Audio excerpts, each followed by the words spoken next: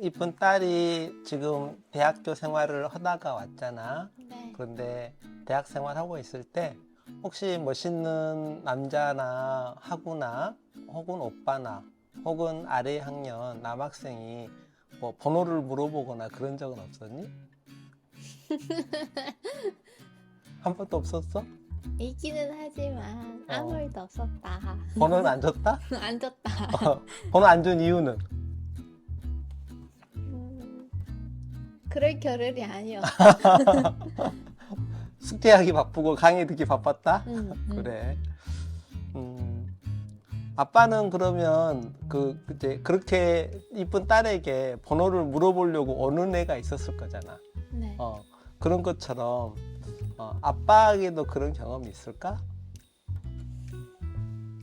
엄마 아빠는 첫사랑이 아닐까요? 첫사랑이 아닐까? 실은 아빠도 한번 차여본 적이 있어.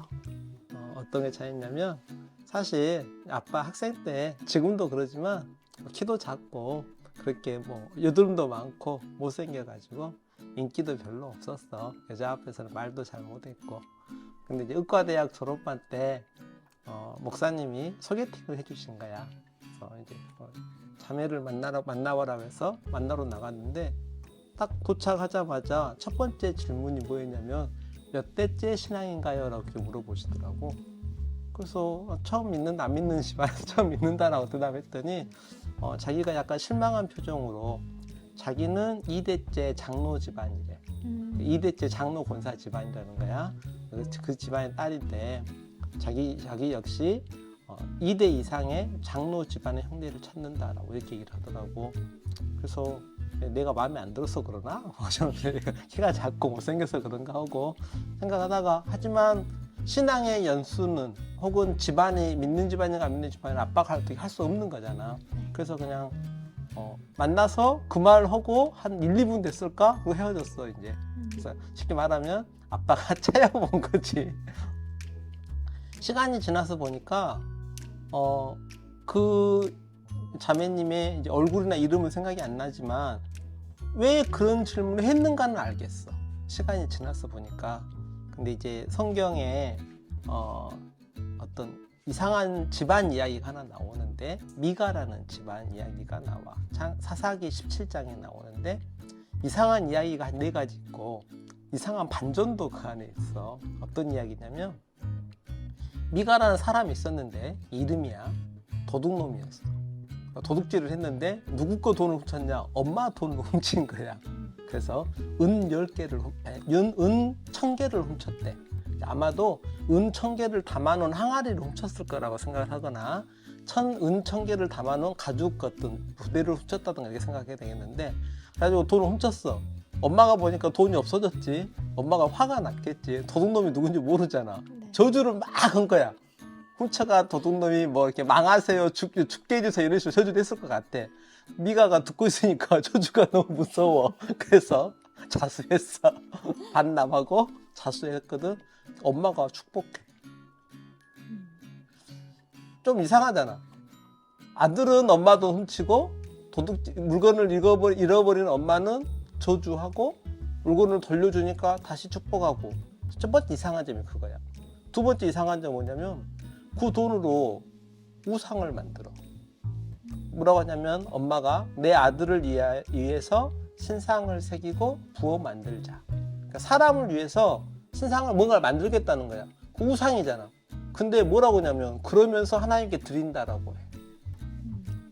그러니까 우상 만들면서 하나님에게 거룩하게 드린다라고 생각을 한 거야. 정말 이상하지? 네. 두 번째 이상한 일이야. 근데 이제 돈을 들여가지고 우상을 만들고 신당을 만들었어. 관리자가 필요할 거 아니야. 어떻게 관리자를 할까 생각하고 있는데 지금으로 말하면 어떤 엄마가 아들을 위해서 예배당을 만든 거야. 교회도 만들고 십자가도 붙이고 했다는 거지. 그리고 나서 예배 주관할 사람 찾는데 마침 베들레헴에 살던 레인 하나가 거기에 온 거야. 근데 그 사람은 왜 왔냐? 베들레헴에서 안 살고 왜 왔냐? 베들레헴과 예루살렘 근처에서 레인들이 살아야 되는데 아마도 먹을 게 없었나 봐. 먹을 걸 찾아가지고 먹고 살 길 찾아서 이동하다가 거기에 딱 도착을 했어. 잘 만났지. 그래서 계약을 하는데 연봉을 계약하는 거야. 1년에 어떻게 받나? 은 10개, 옷 한 벌, 숙식 제공을 조건으로 거기서 일하기로 계약을 해. 그러면 원래 레위는 하나님의 성전에서 하나님 일을 해야 되잖아. 근데 지금 무슨 일 하고 있는 거야? 한 집안에서 그냥 그 이상한 일이 3번 연속 벌어지고 있어. 4번째 이상한 일은 더 황당한 일이 벌어지는데, 요셉의 후손들 혹은 이스라엘의 후손들, 야곱의 후손들 가운데 12지파로 아들이 12명의 아들이 있어요. 12지파가 있는데 그 중에 단지파가 있는데, 이 단지파가 자기 땅 점령을 못했어. 하나님께서 어디를 점령해서 이제 차지하라고 하셨는데 점령을 못한 거야. 믿음이 없으니까 전쟁을 못했겠지. 근데 땅을 차지하지 못하고 돌아다니다가 이 사람들이 미가 집을 발견을 한 다음에 600명이 흉기를 들고 미가 집을 포위한 다음에 그 안에 있는 신상과 제사장이 입는 옷들을 강도질해. 그럼 지금 이 지파는 무슨 지파야? 하나님의 지파잖아. 네. 하나님의 지파가 동족의 집을 턴 거야 지금. 한 지파가 이방인하고 전쟁을 해가지고 땅을 차지해야 되는데 이방인하고 전쟁 안 하고 자기 동족을 털어. 이것도 이상한 일이지. 계속 이상한 일이 반복되고 있어. 그런데 그러고 나서 이제 뭐라고 하냐면, 미가 집에 있던 그 연봉 받기로 약속하고 있던 레위인이 있잖아. 걔한테 뭐라고 하냐면, 너 이 집안의 제사장 할래? 우리 지파의 제사장 할래? 라고 물어보니까 큰 교회 되잖아. 작은 교회가 아니라 큰 교회. 지금 큰 교회 목사 청빙하는 것처럼 느껴지지? 당연히 예스 해. 지금 상식적으로 이해 안 되는 일들이 집안에서도 일어나고, 집안에서 하나님께 뭐 드린다고 하는 그런 개념도 이상해지고, 레위인이 이상한 행동도 하고, 떠나가지고 사꾼으로 역할도 하고, 같은 지파의 집안도 털고, 이런 일들이 계속 벌어지고 있는데, 여기서 아빠가 놀라운 반전은 뭐냐면, 이 레위인이 누구냐는 건데, 이 레위인이 사사기 18장 30절에 보면 모세의 손자예요. 모세는 어떤 사람이야? 출애굽하고 애굽의 왕자였다가 하나님의 명대로 받아가지고 애굽에서 10가지 기적도 일으키고 홍해도 가르고 해가지고 이스라엘 백성들을 가나안에 들어가도록 했던, 오랜 시간 다스렸던 사람이잖아. 근데 그 사람의 아들 손자로 딱 가니까 뭐라고 돼버렸냐면, 그냥 자기 먹고 살려고 그냥 그 우상을 만들어 내가지고 제사장하고, 더 큰 지파의 제사장 할래? 그러니까 좋다고 땡큐 해버리는, S 해버리는 이런 사람이 된 거야. 모세의 믿음이 끊어져 버린 거야. 3대 가니까. 이제 계시록 7장 4절에서 8절 보면 12지파들은 지파가 나오는데 단지파가 없어. 계시록에 단지파가 없다는 말은 단지파가 사라졌다는 거예요. 그러니까 자기 민족을 턴 지파도 시간이 지나고 나니까 성경에 기록이 없어. 어떻게 돼버린지는 몰라. 그랬는데 창세기에는 단지파는 길의 뱀이다라는 표현이 돼 있어. 지파 보고 뱀이라고 표현한 거예요. 성경에서 뱀은 안 좋은 의미잖아. 아빠는 이 구절 보고 섬뜩했어. 그런데 사실 이거 딱 보고 난 다음에 모세의 믿음이 전달이 안 됐네 이 생각이 들어서 마음이 아직 안 좋았는데, 그러면 이제 원인을 분석을 해야지. 왜 이런 일이 벌어졌을까? 사실 모세는 자기의 믿음을 여호수아에게 그리고 이스라엘 백성들에게 전달해 주었는데, 여호수아는 다음 때로 못 넘겨준 거예요. 여호수아는 사실 전쟁하고 한 일하고 아마 못 넘겨준 것 같아. 그래서 사사기 2장에 그 후에 일어난 다른 세대라는 표현을 쓰고 있는데, 그 후에 일어난 다른 세대는 하나님을 몰라. 그러니까 믿음을 전달하지 않은 거야. 그러니까 광야에서 어떻게 하나님이 싸우게 해주셨고 이기게 해주셨는가 이런 것들을 모르는 시대가 온 거야. 하나님도 모르고 과거 역사도 모르니까 결국은 자기 마음대로 행동하는 거야. 그래서 미가 엄마가 우상 만들면서 자기는 하나님을 위해서 우상을 만든다라고 생각하는 거야. 우상 만든 것을 하나님이 기뻐하실 거라고 착각하는 이런 이상한 아줌마가 나온 거지. 그래서 모세, 여호수아, 그 다음에는 단절되는 믿음. 그러니까 자기 마음대로 생각하고 자기 생각대로 살아가고 결국은 생명책에 지파의 이름이 없는 것처럼 생명책에 그들의 이름이 없는 거죠. 그래서 결국 하나님을 알지 못하면 하나님 목전에서 악을 행할 수밖에 없다. 우상을 섬길 수밖에 없다. 그래서 여기까지 생각하고 나니까 두려워. 그럼 나는 아내랑 엄마랑 너희 엄마랑 하나님 잘 믿는다고 믿고 있는데 믿으려고 노력하고는 있는데 잘못 믿더라도 근데 아이들에게는 넘어갈까? 이 신앙이 전달이 될까?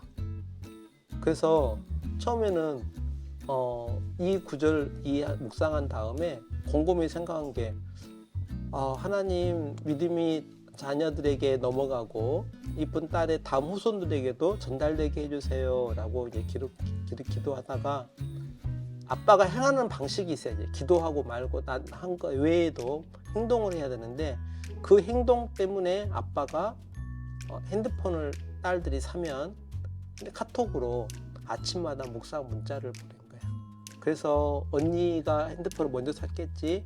언니 사자마자 묵상 문자 보냈으니까 아마도 10몇 년간 이렇게 보낸 거야. 근데 됐을걸요? 더 됐을 것 같아. 네. 그래서 이제 안 좋은 신앙에도 있는데 이렇게 아빠가 묵상글 보내면서 기대한 신앙의 3대가 있어. 디모데 후서 1장에 나와 있는데 디모데에게 사도 바울이 쓴 편지거든.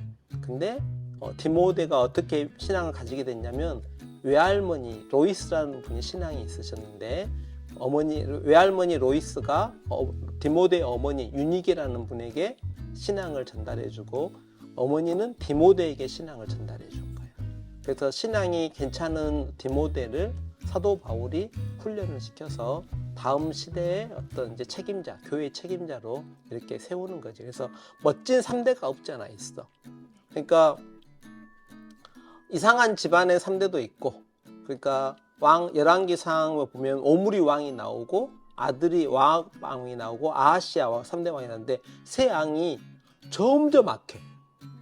그러니까 악함의 3대도 나오고 믿음의 3대도 나오고 혹은 모세까지는 믿었는데 다음에는 또 이상하게 돼버리는 믿음이 전달이 안 되는 이런 3대도 있는 거지. 그래서 중요한 것은 지금 왕이냐 아니냐 중요하지 않아. 지금 교회 지도자냐 아니냐 모세같이 교회 지도자냐 아니냐 이것도 중요하지 않고 부자냐 아니냐도 별로 안 중요해. 보다 중요한 것은 신앙이 전달되느냐 믿음의 3대로 이어지느냐 아니면 오히려 악이 3대로 가느냐라고 생각이 중요한 거지. 그래서 엄마 아빠는 어떻게 하면 엄마 아빠의 신앙을 이쁜 딸들에게 넘겨줄까 고민한 끝에 아침마다 묵상을 보낸 거지. 근데 이제는 이제 딸들이 장성했고 이제 어른이 됐으니 이제는 이제 너희들이 고민해야 될 차례야. 어떤 가정을 이룰 것인지. 저번에 가정 얘기했어. 어떻게 하면 어떤 괜찮은 형제를 만날 것인지 얘기했는데 오늘은 어떻게 하면 다음 세대의 신앙을 전달할 수 있을지 그것이 이제 이쁜 딸들의 어떤 이제는 책임이고 역할이다. 이 말은 하나님을 만나다 이 책 앞에 1페이지부터 74페이지까지 내용을 읽고 아빠 같은 생각을 정리한 거거든. 그래서 하나님 만나다 다시 한번 확인하고 읽어보고 네. 어떻게 하면 신앙의 3대를 이루어갈 수 있을지 딸들에게 이제 책임이 이제 넘어가는 시대가 됐다 생각하면 돼. 다음에 다시 보자. 안녕.